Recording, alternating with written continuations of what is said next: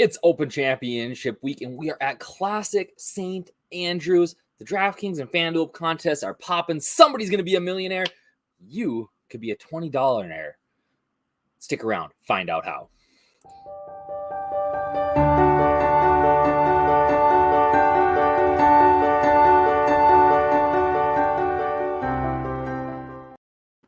What is up, everybody? It is Josh Thomas, aka DFSUpNorth, here for DFS Army, and welcome to another DFS Army PGA podcast. And this week we are talking about the Open Championship. It is the last major of the year. I am so excited. We are at St. Andrews, one of my favorite all-time courses. It is got so much history. I just had a buddy who got back from St. Andrews, talked all about just what a great community it is there, how fun it is. Didn't play the old course, but played everywhere around and thought it was outstanding. And yeah, we are, it is time. It is the last major of the year. It's going to be a ton of fun. The field is stacked. We get the LIV guys back. So you got that sort of drama. They kicked Greg Norman out of the Champions Dinner. It's going to be a super fun week. And we've got you covered here at DFS Army with all of the, we got way ahead of ourselves here. With all the tools, all the cheat sheets, everything that you need to take down the Open Championship. This tournament, it produces, here's the deal. The thing I love about majors is that the cream rises to the top. And major competitions do that, regardless of whether if it's really, really hard or if it's a birdie fest. I think we're going to see a little bit more of a birdie fest this week. I'm going to tell you more about that when we get to the course here in a second. But the cream rises to the top. And just because a guy didn't play well coming in doesn't mean that he can't play well here, especially if he has a long-term track record. Case in point, Colin Morikawa, who missed the cut by $1 million at the Scottish Open last year, came out, won the Open Championship last year. Again, hey, this is what happened last major, right? Why can't this be you this major, right? I can't freaking believe it. Johnson J2 took down 100K. He's been continuing to roll in Showdown here. Is an active member of our chat in Discord. So if you want to learn from Johnson, you want to learn from me, you got to become a member. So use that code UpNorth down below. You can see it there. That gets you 10% off your DFS Army VIP membership. Right? Experience the DFS Army difference. You want to talk about DFS Army difference? Right here. It's clockwork. It is clockwork. Every single year, NBA Summer League comes out, or preseason NFL, both of these. It is clockwork. My boy, Keg, crushes every single year. Another $10,000 winner last week, or a couple of days ago, right? In the NBA Summer League. I don't know these guys from Adam, but you can crush because Keg gives you the cheat sheet. All the guys on this sheet all the guys that were in his lineup were in his sheet, right? 10 freaking K in NBA Summer League. Are you kidding me? Use that code UpNorth, gets 10% off for life. Come on in. 10% off for life. Also, how about $20? All right. So here's what you got to do. I said at the beginning, you got a chance to be a $20 millionaire. You need to like this podcast or like this YouTube video. You need to subscribe to DFS Army. And in the comments, you need to write who you think is going to win this week. If you do all three of those things and you get it right, I'm sending you $20. Snail mail, Venmo, Cash App, PayPal, whatever, however you want to do it. You want me to send you $20 worth of Bitcoin? I'm on it, right? But you got to like, sub, tell me who you think is going to win. I'll tell you who I think is going to win. Not surprising. Maybe a little bit surprising for people who follow along with DFS Army. But it's, like I said, this is an unreal week. I'm so excited. St. Andrews, the old course. We've got just some classic holes. The 17th, the road hole, right? The 18th here with the bridge and the finishing hole here on 18 with the big square green where guys have, Constantino Rocca chipped in for par to go to a playoff. It's a really, really interesting course. It's a different test than what guys get every week. We get a standard par 72. The listed yards are 7,300. The tournament yards can play to about 75-36. I don't think I'll play that long. We're probably going to see 72, 73 all week. Architect is old Tom Morris, kind of. This is like one of the first courses that they've ever played before they outlawed golf in Scotland at one point.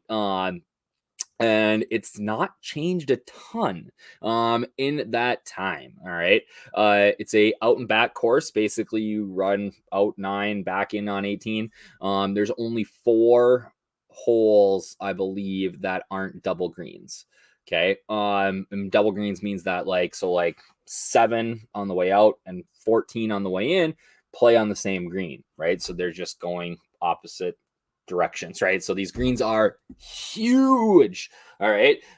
Typically what we see here at the old course in years past, they played here in 2015, 2010, 2005. What we've seen at this course is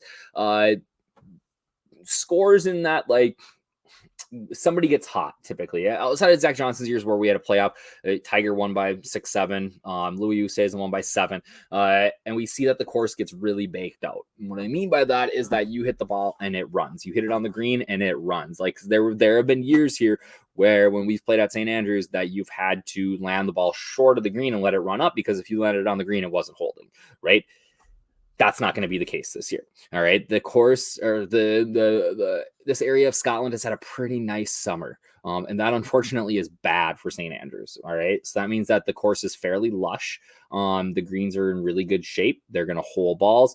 And, the typical defense that we see here on links courses is the wind. And right now, we're going to look at it in a second here. It doesn't look like there's going to be that much wind. So they're going to have to get really, really tricky. One of the things that they've got going for them is that the rough is longer than normal, right? That it's more lush due to the uncommon good weather. All right. But because so there's going to be guys can't just hit the ball as hard as they can and let it go and say, all right, I'm going to play to the left here. Who cares? It's going to be fine. I'm going to be able to hit it back in the green. They're going to have to make some decisions, right? The biggest key here is you've got to avoid the pot bunkers. You put it in a bunker, you're dead. All right. Tiger won here in 2005, was 2005 or 2000 when he didn't hit a bunker, didn't hit the bunker all week. All right. We've seen guys' hopes and dreams dashed from these bunkers, especially on 17 here. That has been a hole that the bunker up front left of the green has really killed some people. So you got to really be smart around here. So experience plays a fairly big role. Experience just in links play makes a big difference. And then what's your risk tolerance? Right. There's a bunch of drivable par fours. We've seen guys crush these par fours in the past. John Daly, when he won here, that was the key to his success. I believe it was 95. He just drove everything. Right. But the rough was fairly wispy, so he wasn't in a bunch of trouble. So here's the deal. It's about decision making. It's about being a good leg putter, which is really hard to statistically quantify. But guys who are honestly, it's actually almost guys who are worse putters are typically better lag putters because they know that they have to 2-putt almost everything. So that their speed control is pretty good. But it's unfortunately it's as much as I hate to say it here, I think that length is the biggest advantage at St. Andrews. And I say that knowing that Zach Johnson won this event, right? So there's ways to get it done. But for me, I want to see guys who are decent putters, who are long. That makes a huge difference. And if you're good around or you're good approach, that's just a huge benefit, right? So course record here is 61, Ross Fisher. So this course plays one round of the offer downhill links. I'm almost positive it's one. They do a rotation on the first 3 days, and then maybe they play the second round here too. So guys are who have played in that event, like Terrell Hatton, who has a ton of success in that, have a lot of history here, understand the course maybe a little bit better than somebody's coming out here to play for the first time. But I don't think that the old course is a course that you have to have played a ton. Like I said, I like the history, but I think that we could see a guy making his debut at the old course this week come out and win. I don't think that's, Will Zalatoris could come out here and dominate, or, Colin Morikawa. You said he's never been here. So it's a big course. And honestly, as weird as it is, it's very flat, which I guess doesn't necessarily line up, but you look at the winners here, you look at the leaderboards, there's a really good comp to the Masters, right? And maybe it's because of the size of the greens, things like that. But I think that, success at Augusta can parlay into success here. So looking at guys who have maybe had some success at Augusta might be one of the ways in at the old course. But like I said, the one big thing that that this course needs is to really keep the scoring down is wind. All right. we ain't getting in, at least on Thursday and Friday. At this point, I'm filming this Sunday night. This is Europe. This is Scotland. This could change on a freaking dime. We saw it this week, right? We saw the winds pick up in the afternoon on Thursday that were not forecast to, and it really made a difference in the scoring this week. So right now, 10-mile-an-hour winds, 15-mile-an-hour gusts, like that's nothing. 9 and 20, that's nothing. That needs for the wind to really play a big factor. We need to see like 20, 25. And actually in the last two times that they played here, 2015 and 2010, we had delays because the wind was so much that the balls weren't able to stay still on the greens. Right now, doesn't look like that's going to happen. All right. And if we get these sort of conditions, especially on Thursday, depending on how they set up the course, I think there's a 59 out here on this course with all those drivable par fours, the opportunities for eagles.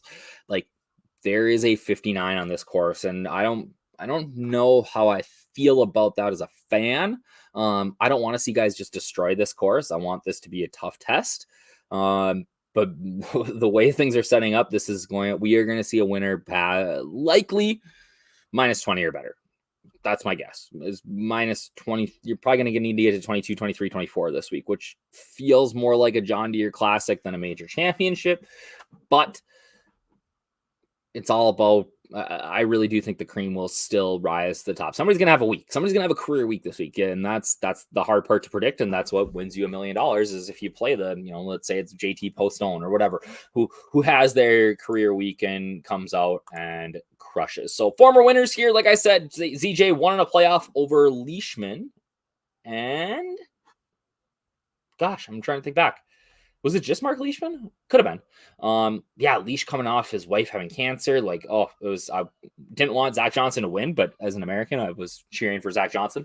Monday finished due to those high wins. Louis Oosthuizen came here in 2010 and just absolutely freaking dominated, won by 7. And then Tiger won here in 2005, minus 15. Also won here in 2000. Go back again, John Daly. And then 1990, I don't know. Tom Watson? Let me look it up. I know this is going to bother me. Wiki St. Andrews. That'll bother me if I don't look at. I don't care about the town. I want the golf course.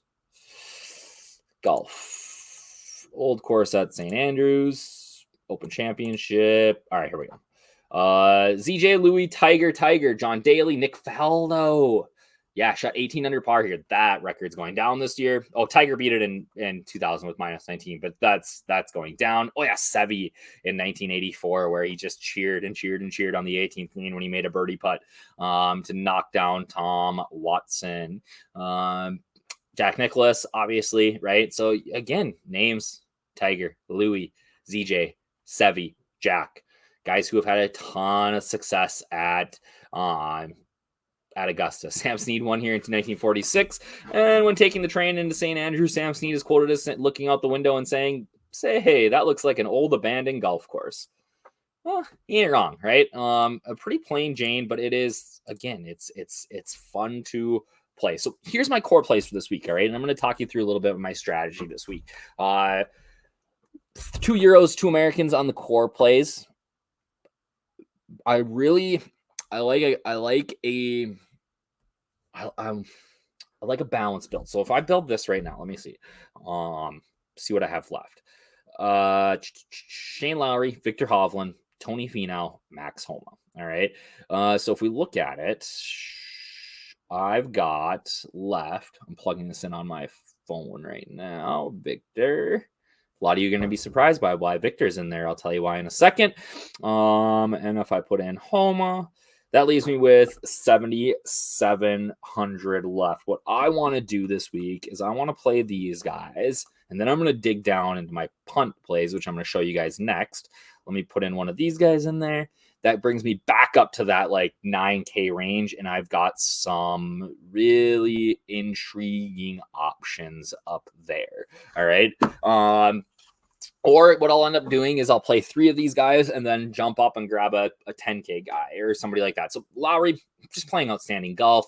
This is the home of golf. He's an Irishman, but whatever. I think he fits this course really well. His TD game's outstanding. He's cheap, 9,400. Like you really can't go wrong with Shane Lowry. I love that he didn't play at the Scottish Open, so that because if he'd have played the Scottish Open and finished top 10, his ownership this week would have been outrageous. Right now, I'm thinking 15-ish%.